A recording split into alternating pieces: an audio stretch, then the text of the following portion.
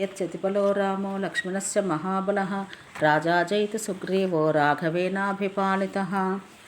30వ సర్గ. శంసుపా వృక్షంపై దాగుని ఉన్న హనుమంతుడు రక్కసిమూకలు జానకీదేవిని పరుషవచనాలతో పీడించి బెదిరించడం తిలకించాడు. తనకు వచ్చిన స్వప్నాన్ని గురించి త్రిజట వివరించడము అతడు విన్నాడు. అశోకవాటికలో ఉన్న జానకీదేవి తత్సమయంలో నందనోద్యానవనంలో రాజిల్లే అమరభామలా అతనికి కనిపించింది. ఆ రామదూత ఆమెను దర్శిస్తూనే పరిపరి విధాల యోచించసాగాడు. ఈ జానకీదేవిని అన్వేషించడానికి అసంఖ్యాక వానరులు సమస్త దిక్కులకు వెళ్ళారు. పూర్వజన్మ పుణ్యం వల్ల ఈ జనకసుత నాకు ఇక్కడ దర్శనమిచ్చింది. పరుల కంట పడకుండా చోరునిలా నేను ఇక్కడికి వచ్చాను. నాకు శత్రువుల బలము, రాక్షస వీరుల తారతమ్యాలు తెలిసాయి. లంకా నగరాన్నంతటినీ గాలించి చూశాను. రావణ ప్రభావాన్ని గ్రహించాను. సర్వభూత దయాపరుడు, ప్రాణేశ్వరుడు, మహానుభావుడు, తన నాథుడు అయిన రామప్రభు దర్శనాభిలాషతో ఆమె నిరీక్షిస్తున్నది. ఈ స్థితిలో ఉన్న ఆమెనిప్పుడు ఓదార్చడం అత్యంత ఆవశ్యకమై ఉన్నది. ఈ చంద్రవదన గతంలో ఎన్నడూ ఎట్టి క్లేశాన్ని అనుభవించలేదు. ఇప్పుడు ఈమె ఇంతగా దుఃఖపడవలసి వచ్చింది. తాను పడే దుఃఖానికి అంతును తెలుసుకోలేకుండా వేదన పడుతున్నది. ఇప్పుడే ఈమెకు ధైర్యం చెప్పాలి. దుఃఖ సంతప్త స్థితిలో ఉన్న ఈమెకు ధైర్యం చెప్పకపోవడం దోషమే. ఈమెతో సంభాషించకుండా నేను నా దారిన పోయేట్లయితే తనను రక్షించే వారెవరూ లేరని అనుకొని ఈమె ప్రాణం వదులుతుంది. ఈ దేవితో సంభాషించి నేను పోగలిగితే పత్ని దర్శన లాలసుడైన రామచంద్రుని ఓదార్చడానికి వీలు కుదురుతుంది. అయితే ఈ రక్కసి సమూహం మధ్య ఈమెతో భాషించరాదు. ఇక నేనేమి చెయ్యాలి? నా కర్తవ్యం ఏమిటి? చిక్కు వచ్చిందే. ఈ రాత్రి గడవకుండానే నేను ఈమెకు ధైర్యం చెప్పాలి, లేకుంటే ఈమె సజీవంగా ఉండదు. ఈ దేవితో భాషించకుండా నేను రామసన్నిధి చేరితే తన భార్య తనతో ఏం చెప్పమన్నది అని రామచంద్రుడు ప్రశ్నిస్తే నేను సమాధానం చెప్పగలనా? ఇట నుండి నేను శీఘ్రంగా మరలి వెళ్ళి సీతమ్మతో నేనేమీ మాట్లాడలేదు, అందువల్ల ఆమె నాకేమీ చెప్పలేదని బదులు పలికితే రామప్రభువుకు నాపై తీవ్ర క్రోధం కలుగుతుంది. ఆ ప్రభువు కుపితుడై నన్ను దగ్ధం చేస్తాడు. నేను మరలి వెళ్ళి సుగ్రీవరాజును ప్రోత్సహించి వానరసేనులను ఇక్కడికి తీసుకువచ్చేలోగానే ఈ రామపత్ని ప్రాణత్యాగం చేస్తుంది. అలా అయితే నా ప్రయత్నం అంతా వ్యర్థమైపోతుంది. నేను ఇక్కడే ఉండాలి. ఈ రక్కసి మోకలు ఏమరగానే నాకు అవకాశం దొరుకుతుంది కదా. ఆ దశలో అతి దుఃఖంలో ఉన్న జానకీదేవికి నేను ధైర్యం చెప్పాలి. ప్రస్తుతం నేను అత్యల్ప శరీరంతో ఉన్నాను. వానరుడనైనా నేను నరునిలా అమర భాషలో భాషిస్తాను. ఈ రాక్షస స్త్రీలు దేవభాషను అర్థం చేసుకోలేరు. తీరా అమరవాణితో భాషిస్తే జానకీదేవి వానరుడు సంస్కృతంలో మాట్లాడడం ఏమిటి అని సంశయించవచ్చును. నన్ను రాక్షసుడైన రావణుడు అనుకోవచ్చును.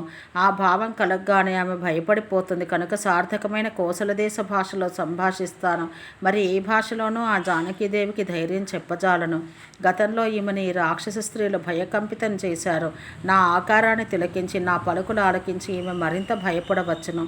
రావణుని కామరూపశక్తి ఈమెకు తెలుసును కనుక ఈ మహాసాధ్వి నన్ను లంకేశ్వరుడే అని అనుకోవచ్చును. భయపడి కేకలు పెడుతుంది. ఆ ధ్వనులకు క్రూర రాక్షసులు యమసమంగా నా మీదకి దూకి నన్ను బంధించి సంహరించడానికి శక్తివంచన లేకుండా కృషి చేస్తారు. ఈ చెట్టు మీద నుంచి ఆ చెట్టు మీదకి, చిన్న కొమ్మ మీద నుండి పెద్ద కొమ్మ మీదకి నేను దూకుతుంటే నన్ను చూసి శంకించి భయపడతారు. శరవేగంతో పురోగమించే నా మహాకారాన్ని దర్శించి పిచ్చిగా కేకలు పెడతారు. గతాధికంగా భీతిల్లి రావణుడు కాపలా ఉంచిన రక్షక భటులను పిలుచుకు వస్తారు. వాళ్ళు శూలపట్టిన కరవాలాదులను ధరించి నాతో దారుణ యుద్ధం చేయ దండెత్తి వస్తారు. నన్ను పరివేష్టించి ఎటు నేను పోకుండా చేస్తారు. ఈ నిశాచరులో పరాక్రమశీలురు విశేష సంఖ్యలో ఉన్నారు కనుక వారు నన్ను బంధించగలిగితే బంధించవచ్చు కూడా. అదే జరిగితే శ్రీరామ సందేశాన్ని జానకీదేవికి నేను వినిపించడం కుదరదు. సాగరోల్లంఘన చేసి మరలి రామసన్నిధి చేరజాలను. మహాక్రూర చిత్తలు కావడం వల్ల వీళ్ళు జానకీదేవిని సంహరించవచ్చు కూడా. నన్ను కూడా వీళ్ళు అంతం చేసి వేస్తే రామసుగ్రీవుల కార్యం వ్యర్థమైపోతుంది. విశాలమైన లంకకు ఎటూ మార్గం లేదు. దీనికి చుట్టూ సాగరం ఉంది. పైగా క్రూర పరాక్రమశాలురైన నిశాచరులు దీన్ని రక్షిస్తూ ఉన్నారు. ఇట్టి అతి రహస్య స్థానంలో రామపత్ని ఉంది. యుద్ధంలో రాక్షసులు నన్ను బంధించిన, అంతం చేసిన రామకార్యానికి సహకరించగలవాడొక్కడూ లేడు. ఈ దైత్యులు నన్ను అంతం చేసి వేస్తే శతయోజన విస్తీర్ణమైన సాగరాన్ని లంఘించి లంకలో ప్రవేశించగలవాడు మరొకడు లేడు. ఎంతమంది రాక్షసులతో అయినా యుద్ధం చేయగల శక్తి నాకుంది. రణరంగంలో నిశాచరాధములను నేను అంతం చేయగలను. కానీ యుద్ధంలో తీవ్ర శ్రమకు గురి అయిన తర్వాత మాత్రం నేను సాగరాన్ని లంఘించి ఆవలి తీరం చేరజాలను. పైగా యుద్ధంలో జయాపజయాలు ఎవరు నిర్ణయించగలరు? సందేహప్రదమైన కార్యాలు నేను చేయజాలను. ధీశాలి సందేహాస్పద కార్యాన్ని యోచించకుండా ఆచరించడు.